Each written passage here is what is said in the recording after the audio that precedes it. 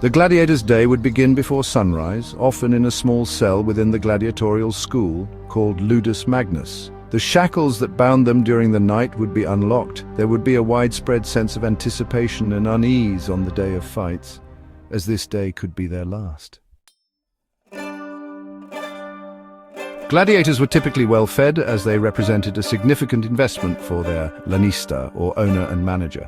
Their diet was often a high carbohydrate, mostly vegetarian one, consisting of barley, beans and other grains, sometimes supplemented with fish, vegetables or dried fruit. This diet was designed to build a layer of subcutaneous fat, which, contrary to modern notions of lean physiques, could offer some protection against superficial cuts in the arena during battle. The morning meal would likely be a simple, nutritious portion to provide energy without being too heavy. Conversation would likely be limited or forbidden between gladiators. Unlike typical training days, the morning of a fight would be focused on final preparations rather than strenuous physical exertion and practice. To ensure their muscles were ready, gladiators would likely engage in light stretching and movement exercises guided by their trainer. Their specific weapons and armor, tailored to their gladiator type, such as Mumayo, Threix or Rearchearius, would be meticulously checked and prepared. This might involve polishing armor, sharpening swords or tridents, and ensuring shields were sound. Many gladiators, recognizing the immense danger they faced, would engage in personal rituals or prayers. They might offer dedications to gods like Mars, the god of war, or Nemesis, the goddess of divine retribution and fate, seeking protection or victory. The lanista or trainer would likely address the gladiators, offering final instructions, words of encouragement, or reminders of the stakes involved, whether it be glory, freedom, or simply survival. Despite the bonds formed between gladiators, they were acutely aware that they might be called upon to kill a friend. As the time for the games drew near, gladiators would be assembled and prepared for the grand procession, or pumpa, that took place before the fights. They would don their elaborate and often quite heavy armor and helmets. The gladiators, together with musicians, officials and other participants, would march in a grand procession through the city streets, making their way to the Colosseum.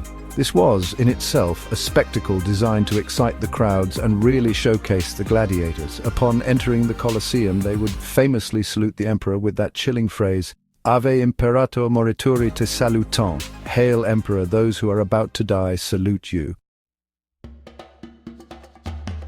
Gladiators would likely wait in designated holding areas beneath the arena, listening to the roar of the crowd and the sounds of earlier events, such as animal hunts or public executions, which often filled the morning.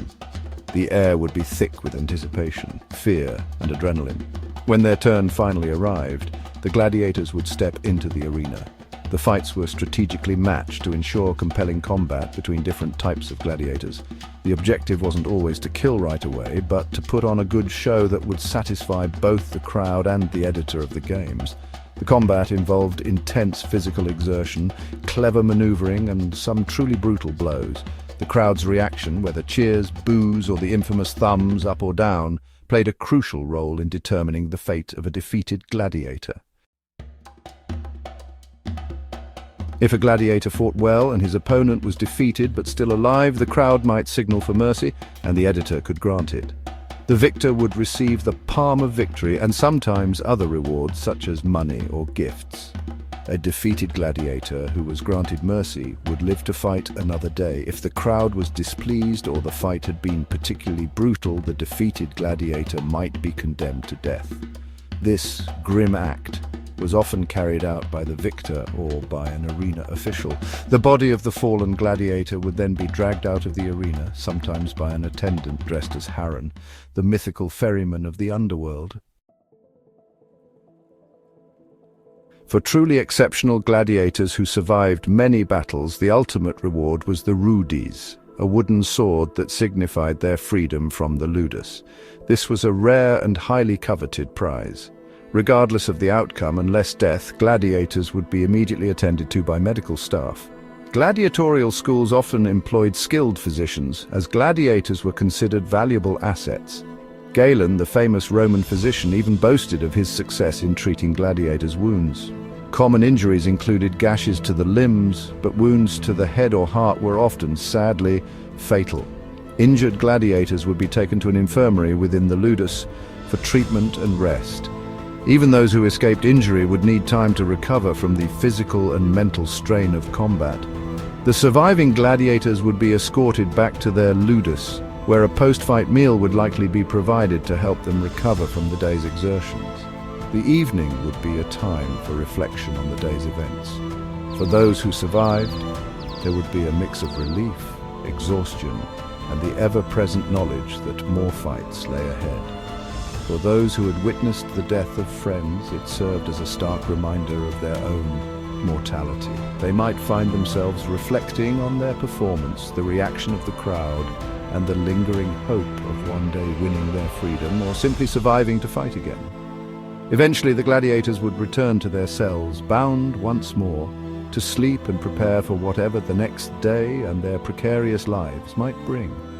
A gladiator's fight day was truly a dramatic journey, a blend of ritual violence and the raw struggle for survival, all played out before the eager eyes of the Roman people.